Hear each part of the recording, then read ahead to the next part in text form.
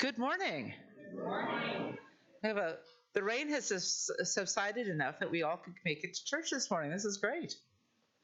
Although we're in for a little humidity. It's June. It's Kansas City. What do you expect? My name is Ruth Rovarch. I'm happy to be your moderator this morning. Welcome, one and all, to All Souls Unitarian Universalist Church. And welcome to those people joining us online through live stream or will be listening later to the video. Welcome, everyone. I'd like to take a moment here for you to use your cell phones to check into whatever social media you like to check into, and then double check and make sure it's on vibrate, so we don't have any solos happening during the service that are unexpected. We've got exits, of course, in the back of the room. Make it out if something should happen. But keep in mind there are exits on either side of me also, so you can get out if something should come up. Do we have any? I want to welcome all guests or visitors. Do we have any guests or visitors who'd like to introduce themselves or introduce somebody they brought? Ruth? Morning, Mitch. Welcome. Where are you from?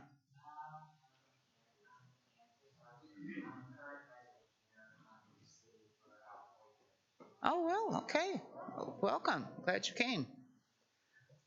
Good morning, everyone. My name is Yolanda Sugar. I'm a banker in Mississauga, formerly lived in Old Park, Kansas.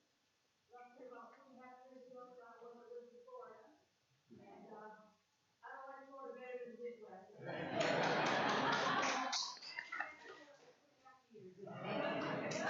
Welcome. Yes. Everyone, this is Reverend Kyle from Oxford. Good morning, Reverend. Yay. Yes, we will. That's great. Nelson? I wanted to introduce a friend who's very shy and asked not to be introduced. It's the wrong thing to say to Nelson.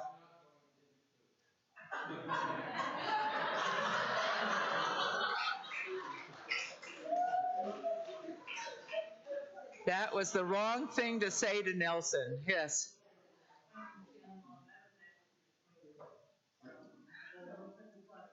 Oh, welcome back. Yes. Okay. Whether you introduced yourself or not, or you are welcome. We're glad to see you this morning. We're glad to have everyone here this morning. We do have a Sunday plus lunch. Now, that's lunch on Sunday. That's extra. So Sunday plus lunch. If you are a visitor, please let them know where they are taking the money for the lunch, that you're a visitor and you can eat for free. So this is a great Sunday to be here. Let's see, is there something else? Next week, time change. Next week, time change. Well, next week the service is at 11:15, but next week the service is at 10:30. Oh, you all heard this. Let's try that once again. Next week the service is at 10:30. Perfect. These people all know. So next week when you come at 10:30 and we are walking out at 11:30 and somebody is coming for the 11:15 service, you can feel so superior. Well, welcome. Thank you for being here this morning, and let's go on with our service.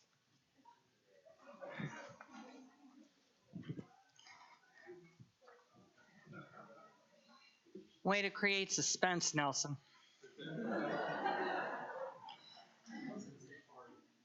Good morning again and welcome. Happy Father's Day to those who are celebrating or celebrated. Solstice joy to the pagans at heart on Friday, the longest day of the year and the official beginning of summer. And get out the vote on Tuesday to all who live where elections will be happening. Yeah. This morning, we also celebrate the anniversary of Juneteenth, When the enslaved people of... You'll have lots of opportunity, save it. When the enslaved people of Texas learned of their legal emancipation in 1865, that's a lot to celebrate.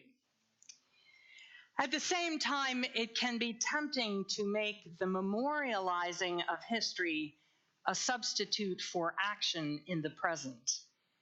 Ultimately, the point of remembering Juneteenth is to be reminded of how much of the work of liberation remains to be done.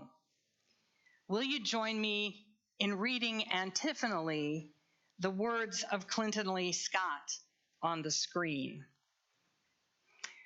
Always it is easier to pay homage to prophets than to heed the direction of their vision. It is easier to blind heroic saints than to learn the human quality of the sacred. It is easier to glorify the heroes of the race than give way to their examples. To worship the wise is much easier than to profit by their wisdom. Great leaders are honored, but not by adulation, but by sharing their insights and values. Grandchildren of those who stoned the prophet sometimes gather up the stones to build the prophet's monument. Always it is easier to pay homage to prophets than to heed the direction of their vision. May this hour of gathering recall to our minds the suffering of those whose needs await our care, the wrongs that await our effort to set them right, and the bondage of those whose freedom awaits our joining in the struggle. In the light of this chalice flame, may our commitment be renewed and our creativity inspired, so that we might truly share the vision of the prophets and heed their call to active justice, to liberation, and to shared peace.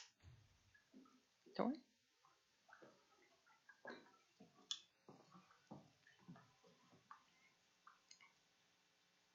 Hello, my name is Tori, and I like this chalice for the right of conscience and the use of the democratic process within our congregations and in society at large.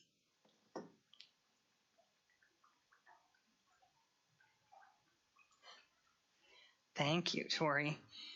Now let's rise as you are willing and able and speak once again the words of our covenant promise in community. Together we affirm, goodwill is the spirit of this church, and service is its law. This is our great covenant, to dwell together in peace, to seek the truth in love, and to help one another.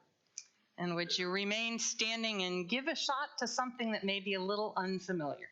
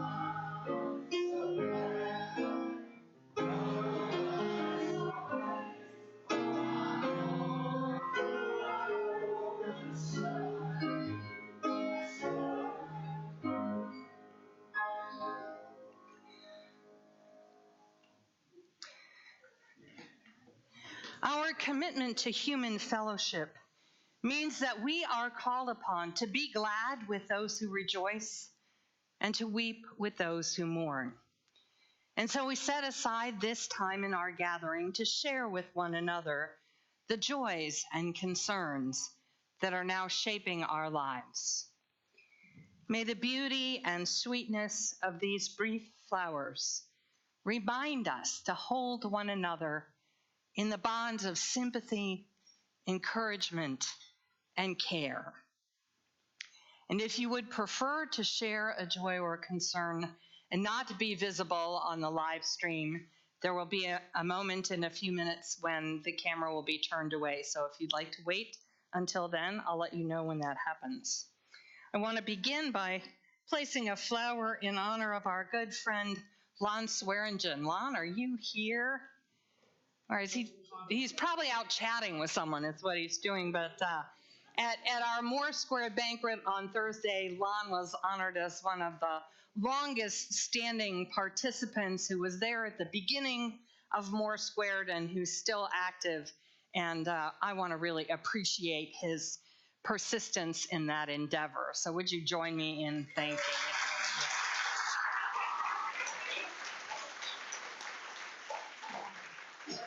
Yay, Lon. We'll tell him that we applauded for him.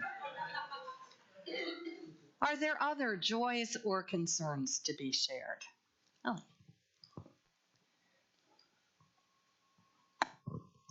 Well, this coming Thursday, we're going north to Northfield, Minnesota to hail the maize and blue at my 60th college reunion. Wow, 60. That is amazing. You rock. Yeah. And they're still talking to you. Yeah. Oh, that's another round of applause. Hi, I'm still Ruth. My mother celebrated her 90th birthday the end of May. We had a lovely party, probably about 100 people come, which pretty much covers just her first cousins that are still alive and a couple spouses and us and my uncle's kids. So we had a nice crowd. Beautiful day. Good for her, yes. Tori.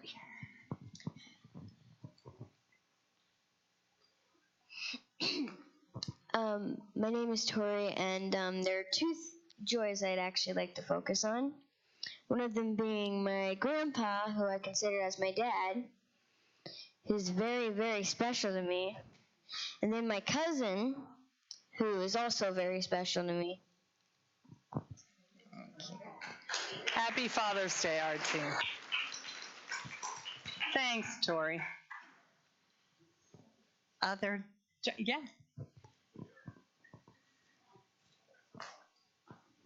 So my name is Daniel, and this is Father's Day. For those of you who have good fathers and good relations with your fathers, I'm glad for you. For those who are like me, who don't, who have toxic relationships, I want you to know you're not alone. Mm-hmm. Yep. Stay strong. Yep. Thank you.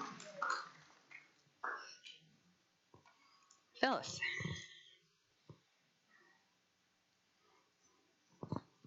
I'm Phyllis Westover, and on this Father's Day in special remembrance of Juneteenth, I want to thank my father, Fred Westover, a former member here, because he was instrumental in helping to integrate the University of Alabama.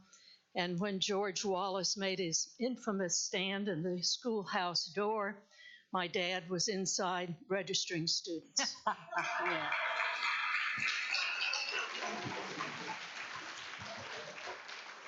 What a great memory to keep. Thank you, Phyllis. Yeah.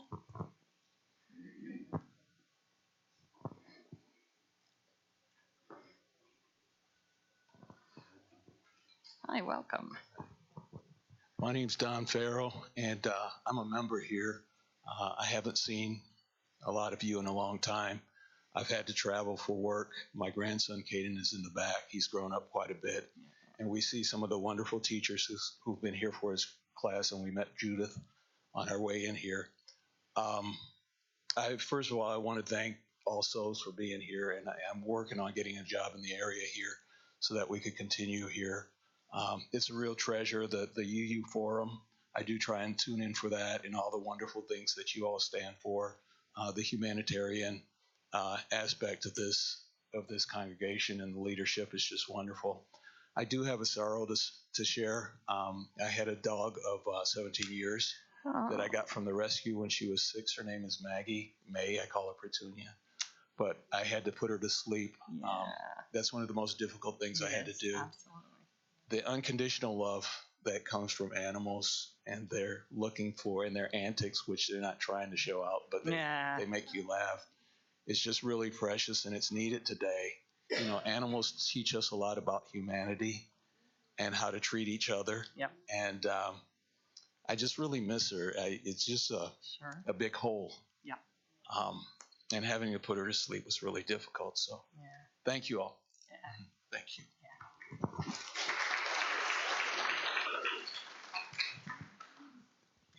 Actually, we want you to put the flower in the vase, so it's part of the. Thank you.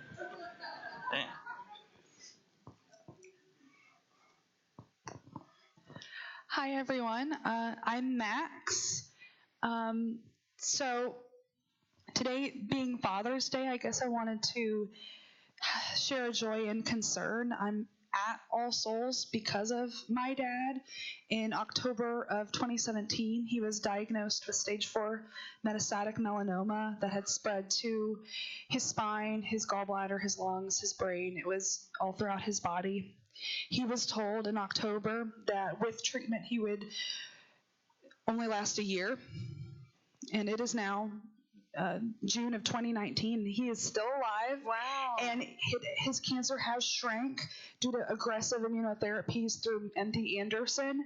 And he is, I'm just so surprised and so happy that that death sentence we were given, he's kicking his ass. So.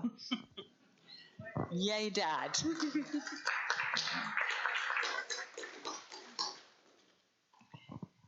Richard. Hello, I'm Richard. I have 2 joys to share. The first one does involve Max. We had a pride table this year, a couple weeks ago. It was very, very successful. We had plenty of volunteers, plenty of ice and water for them. Everyone had a good time, and we reached a lot of people. Yes. Family and religious rejection is a huge problem in the GLBTQ community, and a lot of people are looking for a religious home, and we said, hey, you've got one here. My other joy is that I just started a new job with the Urban Leaders Fellowship that's going to last about 7 weeks. So I'm excited about that one. Yay.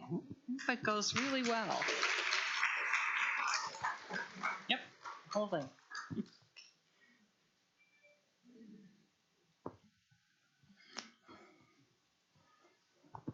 Hi, my name is Mark Gibbons, and I have 2 joys to share.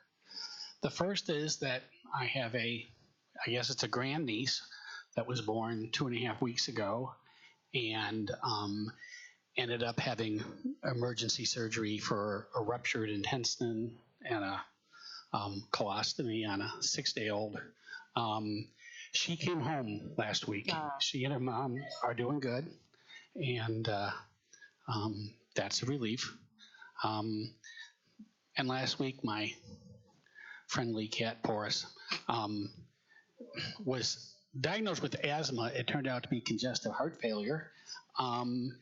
And he is also home and on medications and is returned mostly to normal and is a joy to my heart. Yeah. Yay, Boris. Yay.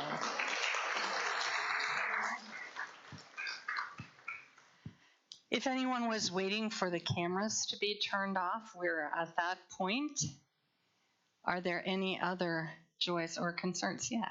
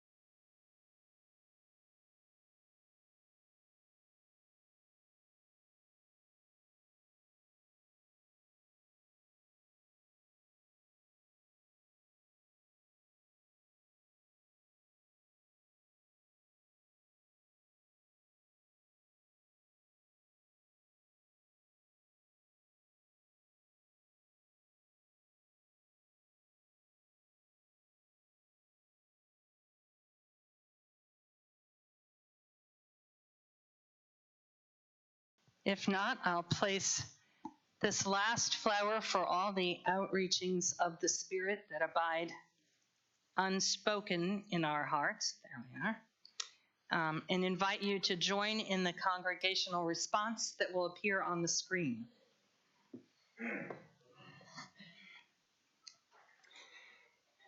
Let's read this together. Here, in this place of peace, may we find hope. Here, in this place of connection, may we find life-giving community. Here, in this place of rest, let the unrest of our hearts turn us toward justice. Here, in this space made sacred by the legacy of memories, let us each feel ourselves part of the new that grows from the old in the spiraling unity of the years. At this time, the children among us will depart to their classes, and we will send them forth with song.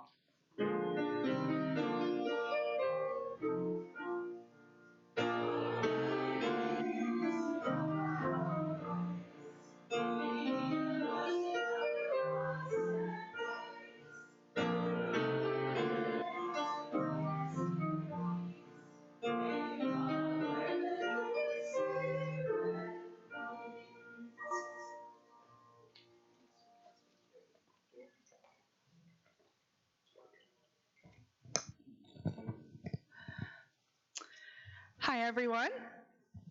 This month, our offering is dedicated to More Squared, of which All Souls has been a committed congregation in the fight for equity and racial justice. I personally work with More Squared to help make the playing field more level for all. To speak more about this important work, I'd like to introduce the Reverend Ed Kyle, Chairman of Workforce Development Task Force and Individual Member Caucus. Thank you, Max. Good morning. Good morning. When I retired in 2013 and moved to the Kansas City area, I was looking for people who were making a difference for good in the community. It was only shortly that I was introduced to the leadership of More Squared and began showing up with them in the work that they did. The thing that appealed to me about More Squared is that it is about organizing for change in public policy and public institutions. It's not charity, it's not service, it's influence in the public sphere. I learned that you don't get what you wish for, hope for, or even demand. You get what you organize for. And so learning that work of organizing, I even attended one of the national trainings with Lon Swearingen 6 years ago. It's that work of drawing forth leaders for grassroots organization. There are other streams of community organization in the United States, and some of them define issues nationally and then recruit locally to that issue. The appeal to me for More Squared is that we build issues from the ground up in communities all over the metro area. The mission really is in the name. Our vision is for racial and economic equity for every person, all people in the Kansas City metro area, no matter of state lines or anything else. And we will organize and do whatever is necessary to lead toward that vision. I want to thank you of All Souls for having been supporters these many years, and understand that as a covenanting congregation, 0.1% of the budget that you're raising is committed to supporting the work of More Squared. And I want to thank you for that and encourage you to do so more and more, because the mission is more squared. More squared, and the work is nowhere near done yet. Thank you for your continuing partnership into the future.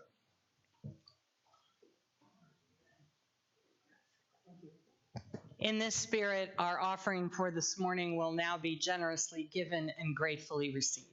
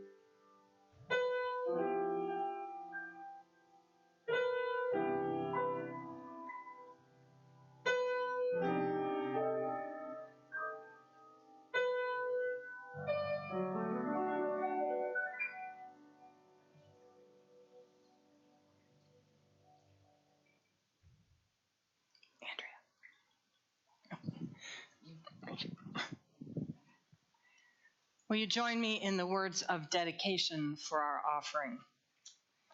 We dedicate our offerings and our actions to the mission at the heart of this congregation, to build a respectful, caring community, to inspire personal and spiritual growth, and to create change toward a just and compassionate society.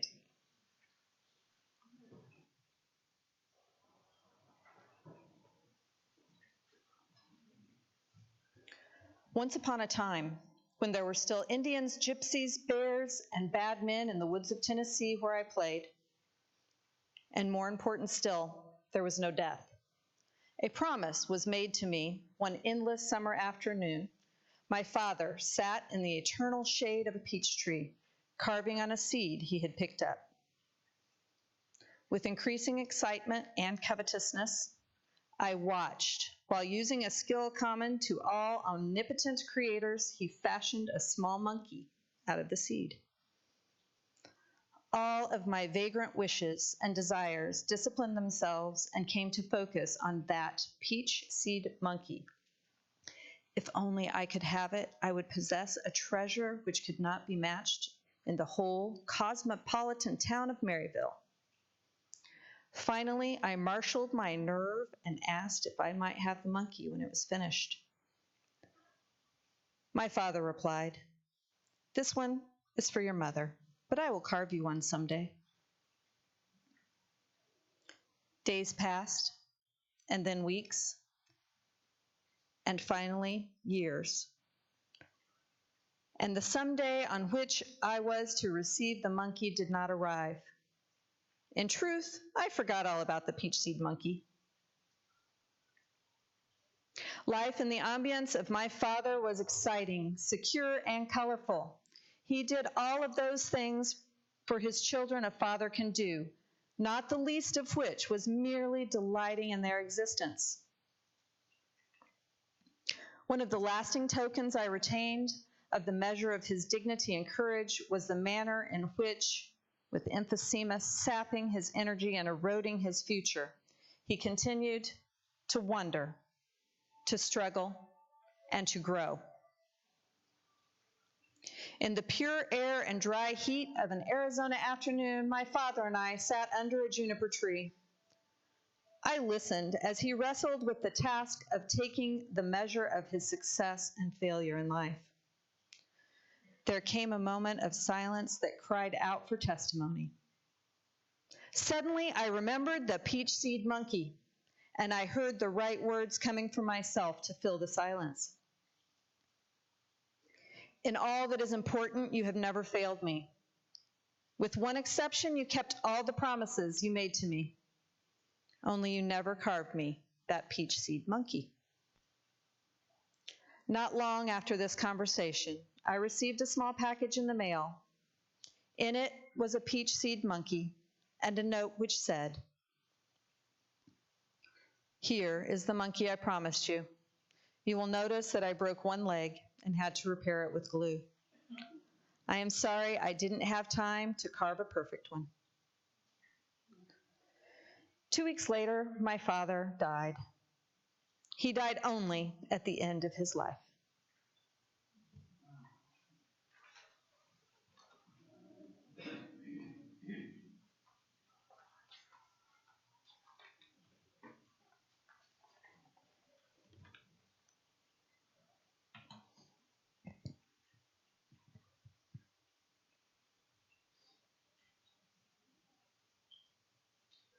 Never forget that we were enslaved in this country for longer than we have been free. Never forget that for 250 years, Black people were born into chains. Whole generations, followed by more generations, who knew nothing but chains. You must struggle to truly remember this past in all its nuance, error, and humanity. You must resist the common urge towards the comforting narrative of divine law, towards fairy tales that imply some irrepressible justice. The enslaved were not bricks in your road, and their lives were not chapters in your redemptive history. They were people turned into fuel for the American machine. Enslavement was not destined to end, and it is wrong to claim that our present circumstances, no matter how improved, as the redemption of the lives of people who never asked for the posthumous, untouchable glory of dying for their children. The birth of a better world is not ultimately up to you, though I know each day there are grown men and women who tell you otherwise. The world needs saving precisely because of the actions of these same men and women. I'm not a cynic. I love you. And I love the world. And I love it more with every new inch I discover. But you are a black boy, and you must be responsible for your body in ways that other boys cannot know. Indeed, you must be responsible for the worst actions of other black bodies, which somehow will always be assigned to you. And you must be responsible for the bodies of the powerful. The policeman who cracks you with the nightstick will quickly find his excuse in your future movements. And this is not reducible to just you. The women around you must be responsible for their bodies in a way that you will never know. You have to make your peace with chaos, but you cannot lie. You cannot forget how much they took from us and how they transfigured our very bodies into sugar, tobacco, and gold.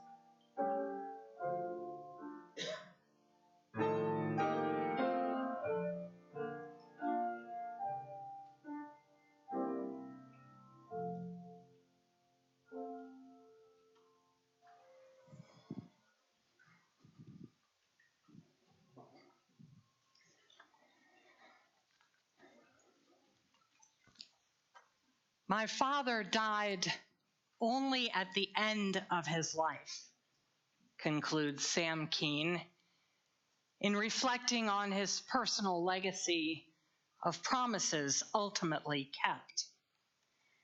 It is a touching story of connection and mutual awareness between a father and son, a willingness to claim love and acknowledge its obligations, to testify to its meaning.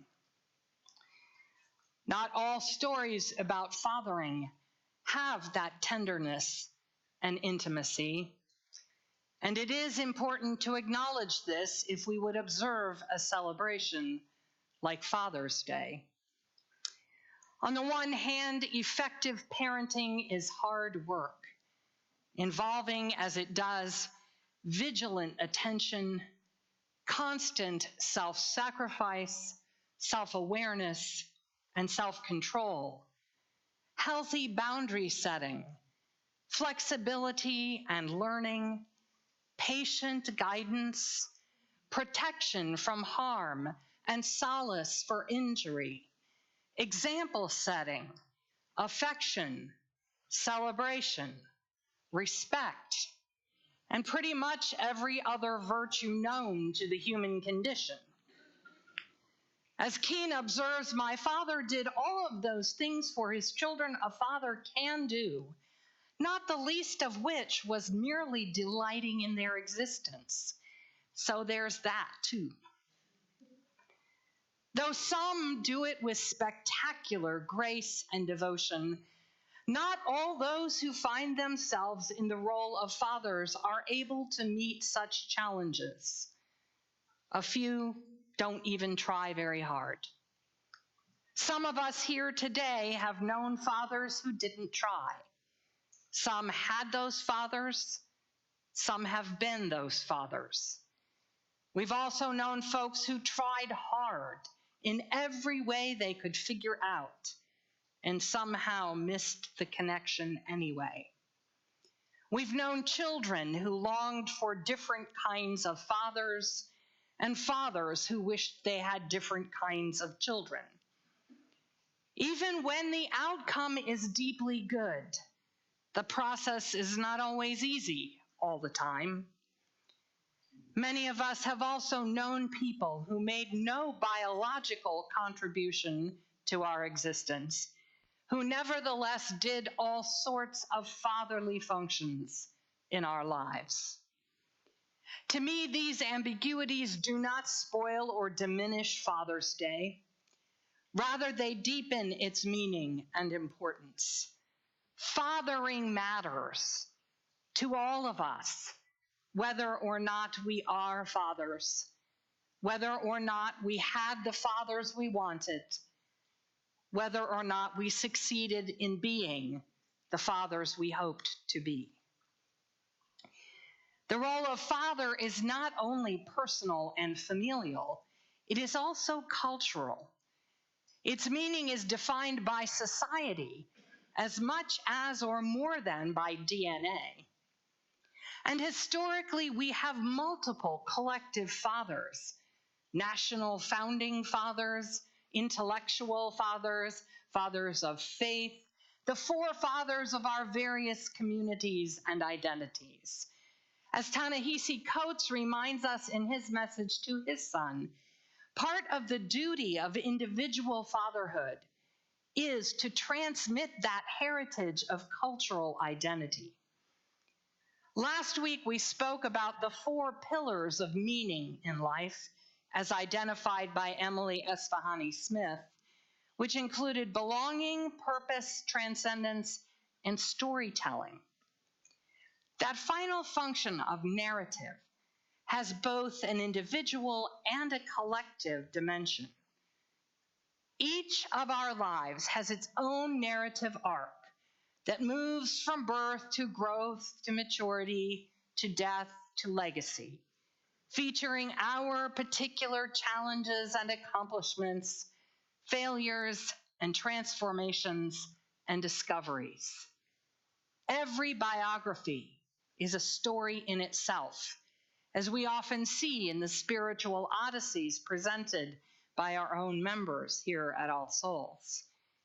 Each of those stories holds its own set of meanings. And yet those stories do not take place in isolation. They are also part of a collective narrative about groups of people, those groups we belong to and those groups we are not part of. And it seems to me that those collective narratives, while they are always subject to a variety of interpretations, are more than usually contested now in our 21st century American culture. The historical narrative of the American quest for freedom and greatness, of European discovery and the immigration melting pot, of incrementally increasing freedoms for women, people of color, and other marginalized identities. All these are being deeply and appropriately questioned. The political narrative of fair elections, equal votes, and the rule of law seems up for grabs. The Enlightenment narrative of reason and progress as an intellectual birthright appears not as universal as some of us perhaps once thought. The dominant narratives, the ones that were supposed to define the reality within which other more specialized stories happened, are being challenged, and other collective stories are being proposed. #MeToo. When they see us. The water defenders of Standing Rock. People arrested for using a public restroom or on trial for leaving water in the desert to save lives. What is the larger story that our individual lives are part of? One element of parenting, I think, whether mothering or fathering, has to do with mediating these context narratives to our children. Maybe you are the first person in your family to attend college, or maybe you hope that your child will be. Or maybe generations of your family have attended Princeton, and you hope that your child will too. Maybe there is a family business that your grandparents built, and you hope that your child will one day run.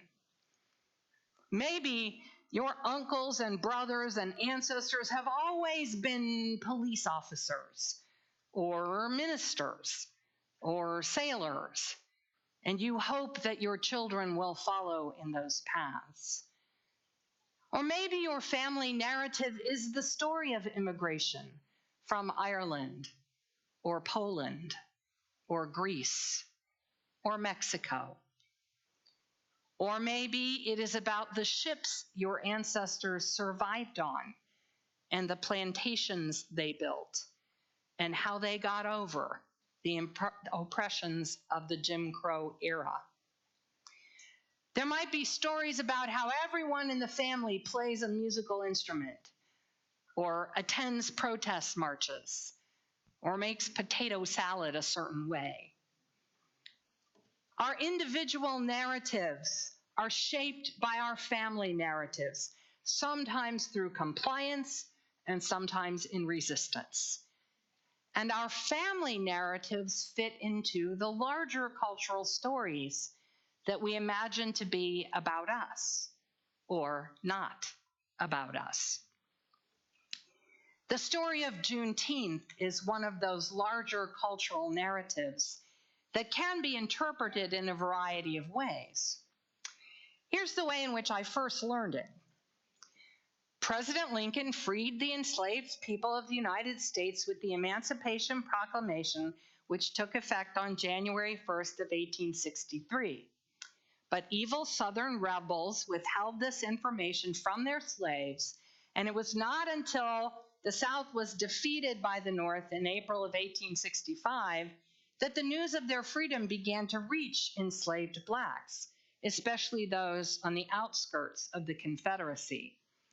It took even longer to be announced in Texas, where it was not until June 19th, years after the proclamation and months after Lee's surrender, that Major General Gordon Granger issued a military order in Galveston, officially informing the people of that state, both white and black, that legal slavery was at an end.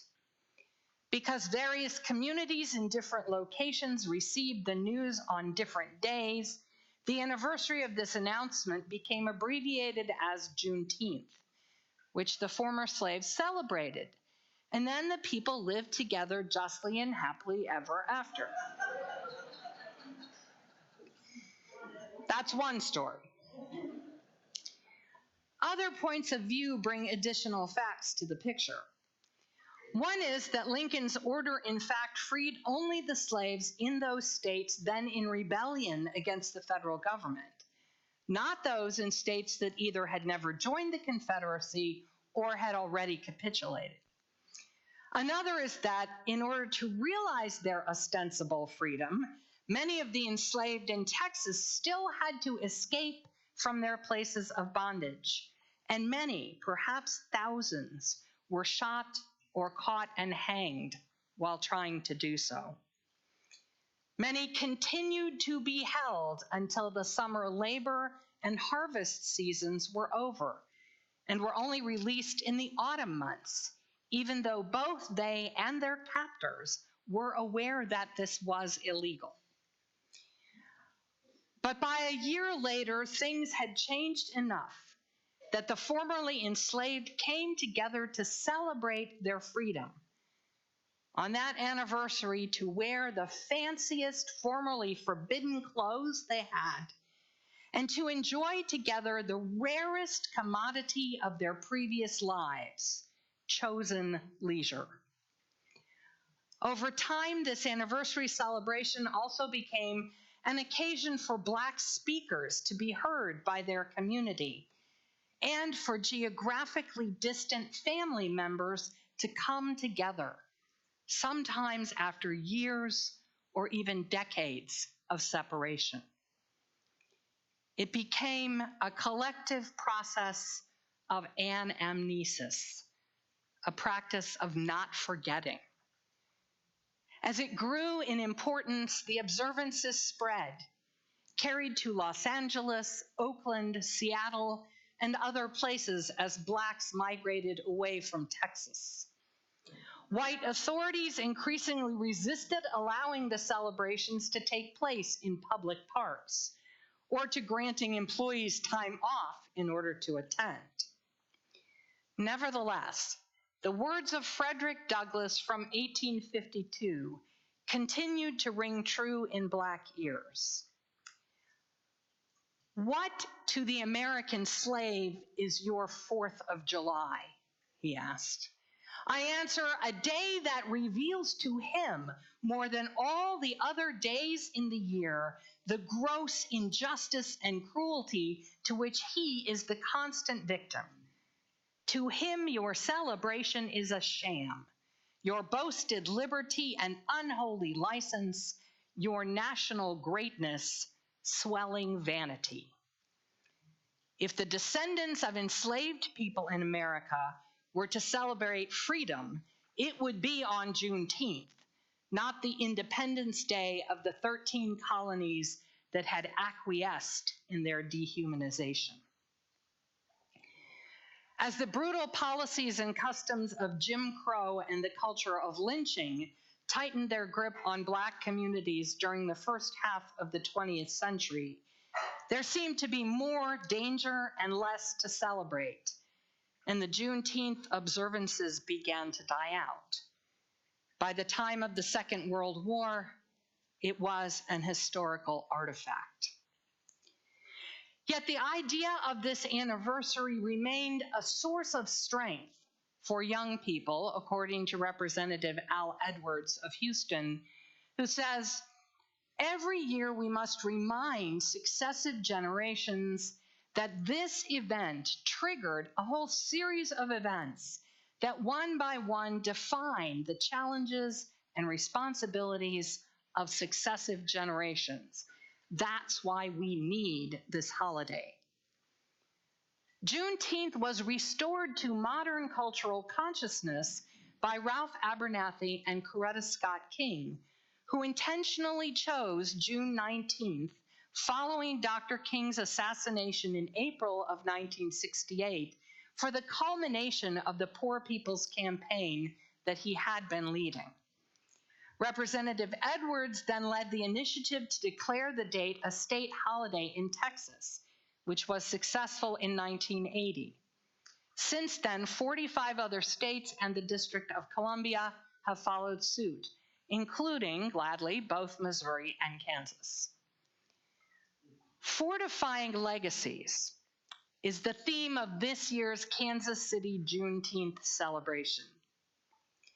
Legacies can be as personal as a peach seed monkey or as public as a whole history of oppression.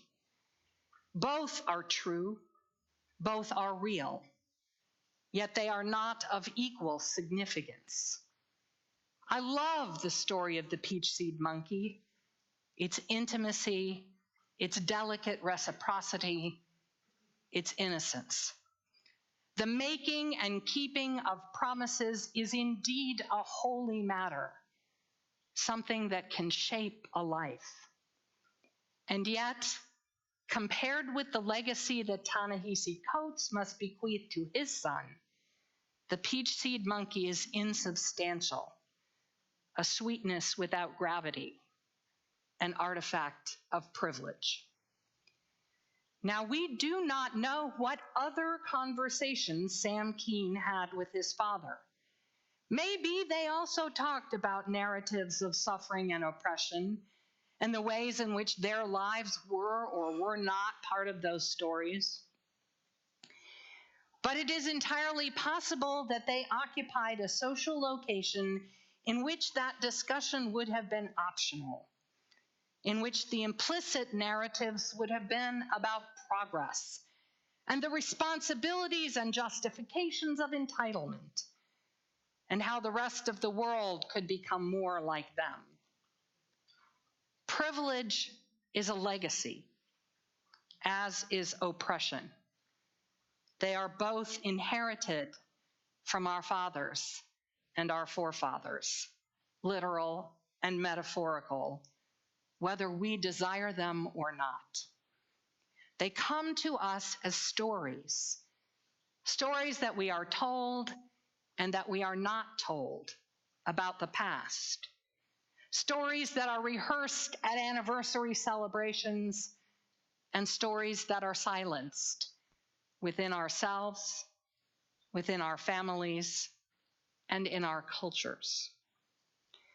The celebration of Juneteenth is an effort to fortify a legacy of a people who carry a particular narrative, the descendants of those who were once enslaved as the property of people with white skin privilege.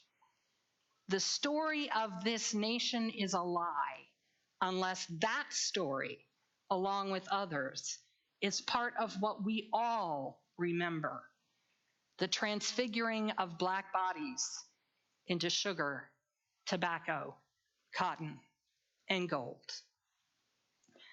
Along with all the tender demands of nurturing love and protection, this too is the duty of fathers, to tell the stories that embed our personal achievements, failures, and struggles in a larger narrative, to connect us each in our delightful uniqueness to the ethical gravitas of our shared history.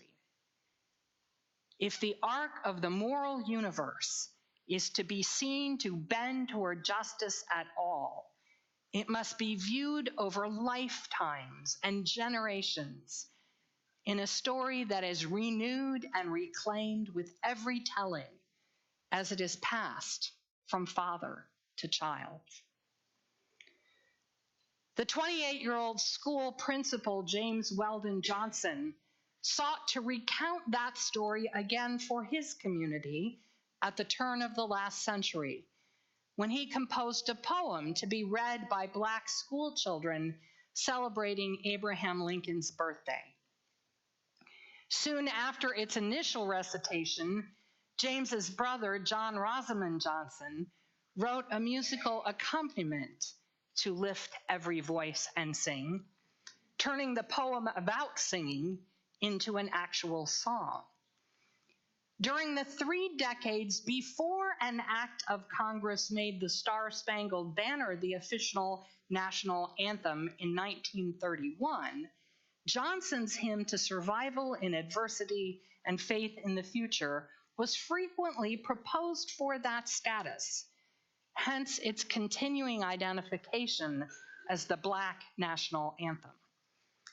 As a father figure to the pupils in his segregated school, Johnson was delivering to them a fortified legacy, an interpretation of their ancestors' experiences that would help to frame their own struggles in community and as individuals. Today, our culture wrestles with this question of legacy, the legacies of privilege and of oppression, the narratives that tell us who we think we are, where we think we have come from, and what direction we are going. The 14 days in between Juneteenth and what we have been pleased to call Independence Day make a good moment to bring those stories to mind, to consciously inquire what they mean to each of us and to our communities.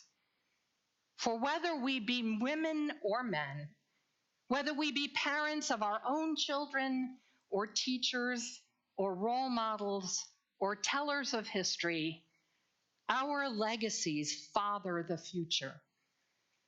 May we be willing to hear and to speak the difficult truths and the stories that are hard to hear in the service of more equal justice and freedom.